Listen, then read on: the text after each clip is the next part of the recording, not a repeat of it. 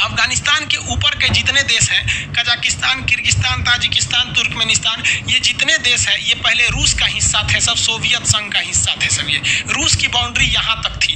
रूस ने सोचा कि हम पाकिस्तान को, उस समय शीत युद्ध चल रहा था, हम आपको कल के क्लास में शीत युद्ध बताए थे कि अमेरिका चाहता था पूरी दुनिया में हम बढ़ जाए और रूस चाहता था हम बढ़ जाए।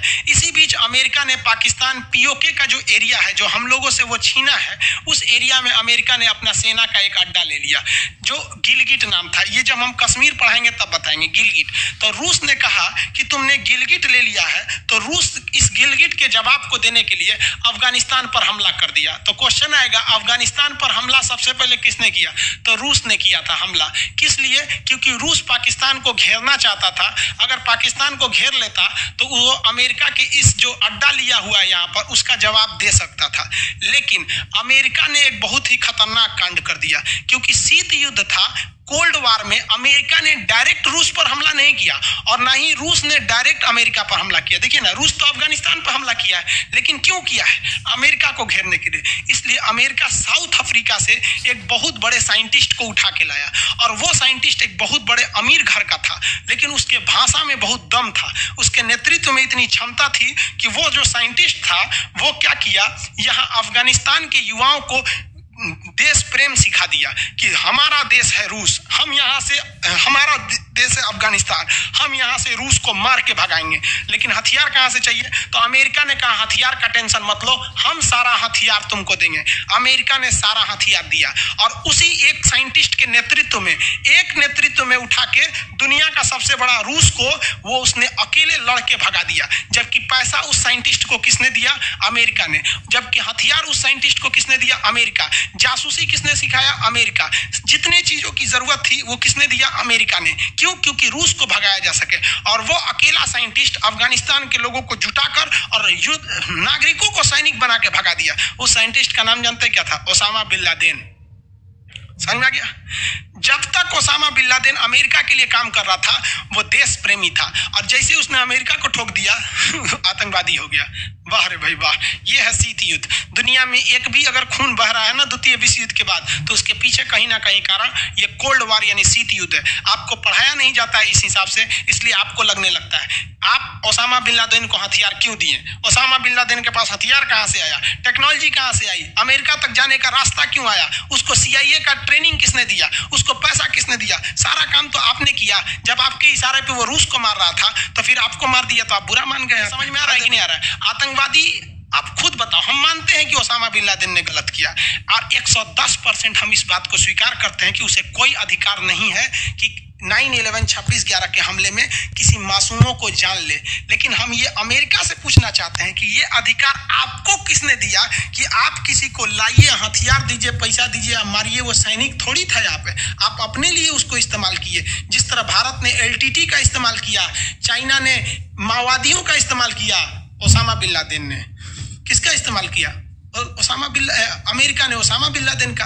तो जो इस्तेमाल कर रहा है वो देश कहलाएगा, जो पीस रहा है वो आगे जाके आतंकवादी कहलाएगा। भारत की ओर से लड़े थे LTTE के लोग, चाइना की ओर से लड़े थे माओवादी लोग, और अमेरिका की ओर से लड़े थे ओसामा बिन लादेन। आप बताइए, ये सारे के सारे लोग लड़े थे किसी के कहने पर, लेकिन ये सारे के सारे लोग घोषित हो गए आतंकवादी। क्या इन्हें जन्म देने वाले को आप कुछ नहीं कहेंगे? कोई बात नहीं है, आप समझदार हैं। अफगानिस्तान से ओसामा बिन लादेन ने किसको भगा दिया? रूस को। लेकिन यही ओसामा बिन लादेन जो था वो अमेरिका से बदला लेना चाहता था, क्योंकि अमेरिका ने भी एक देश पर हमला किया था। यहाँ कहा कि ओसामा बिन लादेन ने अमेरिका पे क्यों हमला कर दिया, तो इसकी कहानी पुरानी है। 1948 में अमेरिका ने फिलिस्तीन पर बम गिराया था और वहां के मुसलमानों को भगा दिया वहां से, और कहा कि यहाँ पर हम एक नया देश बनाएंगे, इजराइल। तो उसी इजराइल का बदला लेने के लिए अमेरिका ने, ओसामा बिन लादेन ने अमेरिका पे बम गिरा दिया और कहा अमेरिका से कि फिलिस्तीन पर जब तुमने बम गिराया था तो बोलो वहां के लोगों की क्या गलती थी। हम ये बात मानते हैं, ओसामा बिन लादेन ने कहा था, हम ये बात मानते हैं कि हमारी जो हवाई हमला हुआ था इसमें अमेरिका के जो मारे गए लोग हैं उनकी कोई गलती नहीं थी। लेकिन अगर पूरी दुनिया में बम चलाने का अधिकार केवल अमेरिका को तो नहीं है। अमेरिका ने वियतनाम में इसी शीत युद्ध में 27 करोड़ बम गिरा दिए थे, वहां का तो पूरा तहस नहस कर दिया था। 27 करोड़ बम गिराया था, हम आगे बताएंगे आपको। ये शीत युद्ध इतना छोटा तो है ही नहीं है, ये आज तक चल रहा है शीत युद्ध। तो दुनिया में सबसे ज्यादा जान लिया तो कोल्ड वॉर ने लिया। कोल्ड वॉर क्या था कि हम तुमको आगे नहीं देख सकते, तुम हमको आगे नहीं देख सकते। आज भी आप देखिएगा, आपकी जब पत्नी की आपका जब शादी हो जाएगा तो आपकी पत्नी में और आपकी ननद मतलब बहन में, वो दोनों तो ननद लगेंगी से ननद भौजाई, तो ननद भौजाई में आज भी शीत युद्ध चलता है। डायरेक्ट नहीं लड़ेंगे सब, लेकिन दूसरे को लड़वा देंगे सभी सब। इसमें समझदार व्यक्ति वो है जो समझ जाए शीत युद्ध क्या है। समझ में आएगी नहीं है? किसी को क्या हुआ, अफगानिस्तान का खामियाजा भुगतना पड़ गया म्यांमार के लोगों को। म्यांमार के लोगों को कैसे, देखिए सब लोग समझ रहे हैं लोग ना, किसी को कोई दिक्कत नहीं। अफगानिस्तान में एक जगह है बामियान, अफगानिस्तान का एक जगह है बामियान, उसकी राजधानी काबुल के पास है। उसकी अफगानिस्तान की राजधानी काबुल के पास है बामियान। इस बामियान में महात्मा बुद्ध की दुनिया की सबसे ऊंची मूर्ति थी। वो एक पहाड़ को काटकर बनाया गया था मूर्ति बामियान में। वो ये देखिए महात्मा बुद्ध की ये मूर्ति है। अब ये कितनी ऊंची होगी मूर्ति, अंदाजा लगाइए। यहां एक टूरिस्ट खड़ा हुआ है, यहां दिख रहा होगा आपको, ये खड़ा है ना, ये आदमी खड़ा है। इसके मूर्ति कितनी भयानक होगी। एक्चुअली में ये मूर्ति था ही नहीं।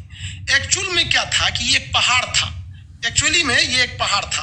एक्चुअली समझते हैं, दरअसल सीबीएसई बोर्ड वाला ना बोलता है actually, oh my God actually, ये सब सीबीएसई बोर्ड वाला सबका मुहावरा है। तो देखिए ये एक्चुअल में एक पहाड़ था, विशाल पहाड़ था। इस पहाड़ को कारीगरों ने काट काट कर उसमें महात्मा बुद्ध की मूर्ति बनाई। अब अफगानिस्तान वालों ने आए तो बम मार के उड़ा दिया, तालिबान वालों ने। बताओ भैया, बताइए कितना मेहनत से बनाया था, बम मार के उड़ा दिए। इसका खामियाजा म्यांमार में कैसे भुगतना पड़ा। यहां तो मुस्लिम लोग अधिक थे, तो महात्मा बुद्ध को उड़ा दिए वहां से। अब यहां पर म्यांमार है। म्यांमार का ये वाला एरिया का नाम है रखाइन प्रांत में जो रहने वाले मुस्लिम है उनका नाम है रोहिंग्या। और यहाँ पे रहने वाले ज्यादातर बौद्ध धर्म को मानते हैं। और बौद्ध धर्म का मानना है कि आप पशु पर अत्याचार मत कीजिए, पशु की बलि मत दीजिए। लेकिन हमारे यहाँ आप देखेंगे तो दुर्गा पूजा में दशमी कब बलि चढ़ाया जाता है, बकरे की 10वीं में कि 9वीं में बलि दिया जाता है ना वहां पर। तो भारत में भी बलि चढ़ाने की परंपरा है। लेकिन यहाँ पे भारत में अगर देखेंगे तो हिंदू धर्म में भी बलि चढ़ाने की परंपरा है कुछ खास समय में, जैसे दुर्गा पूजा। लेकिन अगर मुसलमान धर्म में देखेंगे तो इस्लाम धर्म में बकरीद में तो बहुत ज्यादा कुर्बानी दिया जाता है, तो वो भी एक परंपरा है। तो हिंदुस्तान में कुर्बानी को लोग उतना सीरियसली नहीं लेते हैं, क्योंकि यहाँ मुसलमान और हिंदू यही दो धर्म की अधिकता है। तो हिंदू धर्म में भी बलि की परंपरा है, तो वो भी नॉर्मल लेते हैं इसको। और मुसलमान में तो भाई बकरीद त्योहार है उसका, तो वो भी नॉर्मल लेते हैं। लेकिन जहाँ बौद्ध धर्म की अधिकता है, यानी कहाँ पर, म्यांमार में, यहाँ पे तो बौद्ध धर्म महात्मा बुद्ध कहिए के गए थे कि आप अत्याचार मत कीजिए। तो ये इस लोगों से कहते थे कि तुम बकरीद में कुर्बानी मत दो, तो ये लोग देते थे लोग। तो इसने कह दिया यहाँ की सरकार ने कि आपको बकरीद में कुर्बानी देना है तो घर के अंदर दीजिए, बाहर सामूहिक रूप से मत दीजिए। तो ये लोग मानिए नहीं रहे थे। तब तक यहां पर हो गया ये इन्होंने क्या तोड़ दिया, बम से उड़ा दिया। जब बम से उड़ाया था इन लोगों ने, तो इन लोगों ने उसका जरा भी विरोध नहीं किया। तो यहाँ के लोगों के दिमाग में एक भर गया कि ये लोग उसका विरोध नहीं कर रहे हैं। और यहाँ पे साथ में जहां इनकी अधिकता है तो वहां तो हमारा तोड़ दिए लोग, महात्मा बुद्ध की मूर्ति तोड़ दी। और जहां इनकी अधिकता नहीं है वहां हमारा बात नहीं मान रहे हैं, तो कचर के काट दिया सब इनको रातों रात। घर में घुस रेप कर दिया सब, मर्डर कर दिया सब, दुनिया भर का कर दिया सब। तो इन लोग को भाग के आना पड़ा अफगानिस्तान, बांग्लादेश में रोहिंग्या को भाग के आना पड़ा, हिंदुस्तान में भी भाग के आए लोग। अब हम लोग तो उन्हें शरणार्थी कहते हैं कि भैया हम लौटा देंगे। तो रोहिंग्या समस्या भारत के लिए कोई मुख्य समस्या नहीं है, वो हमारे लिए लिस्टेड शरणार्थी हैं। ये पूरी दुनिया शरण देती है, क्योंकि कभी भारत को भी अगर बाई दी वे जरूरत पड़ गया, यहाँ पर प्राकृतिक आपदा आ गया, भूकंप आ गया या सुनामी कुछ भी आ जाता है, तो हमारे लोगों को भी कोई शरण देगा। इसलिए हम ये फ्यूचर को देखकर दूसरे लोगों को शरण देते हैं। लेकिन इसके लिए यहाँ म्यांमार के लोगों, अगर आप मानवता के हिसाब से देखिएगा तो ये भी गलत है और ये भी गलत है। मेजॉरिटियन की चीज को लेकर नहीं चलना चाहिए, वरना जहां आपकी अधिकता है वहां आप शेर बनेंगे, और जहां आपकी अधिकता नहीं है वहां आपको सुअर बना के मार देगा यहाँ पर। तो दोनों में अंतर है, ऐसा नहीं होना चाहिए दोनों में। तो यहाँ पे मुसलमान लोग अपना वर्चस्व दिखा रहे थे तो बौद्धों को खामियाजा भुगतना पड़ा। यहाँ बौद्ध धर्म वालों ने अपना वर्चस्व दिखा दिया तो मुसलमानों को खामियाजा भुगतना पड़ा। तो आप यहाँ पर अगर उस महात्मा बुद्ध की जो मूर्ति थी, आज अफगानिस्तान की अर्थव्यवस्था कितनी चौपट हो गई। अगर उस मूर्ति को अच्छा से सजा देता और 100 रुपया टिकट देता ना कि 100 रुपया में आके देखो, तो चाइना वाले जाते उस मूर्ति को देखने, भारत के बौद्ध लोग जाते, लोग म्यांमार वाले जाते, जापान वाले, ये सब बौद्ध वाले हैं सब, थाईलैंड वाले ये सब जाते सब, और अफगानिस्तान बहुत ज्यादा पैसे से अमीर हो जाता है। और आपको विश्वास नहीं है ना, तो आप एक बार बिहार आइएगा और बिहार में बोध गया जाइएगा। बोध गया में लोग जिंदा रहते हैं ना, तो उन्हीं टूरिस्टों के खाने के बदौलत बहुत फायदा होता है।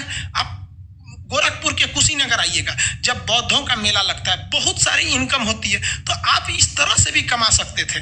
और बम मार दिए तो केवल गाली सुने, इससे ज्यादा तो कुछ नहीं हुआ, क्योंकि एक सभ्य समाज की ये परंपरा नहीं होती है। तो ये अफगानिस्तान में भी एक समस्या थी जिसे लेकर अफगानिस्तान झेल रहा है, जिस वजह से हमारी सारी नीतियां वहां सक्सेस नहीं होती है। अफगानिस्तान के पब्लिक हम हिंदुस्तानियों को पसंद करते हैं, अफगानिस्तान की गवर्नमेंट हम हिंदुस्तानियों को पसंद करती है, लेकिन जो वहां उग्रवादी संगठन है उन लोग के आंख में हम लोग खटकते हैं। हमारा बस चलता, हमरा कब्बे उठा के मार देगा सब।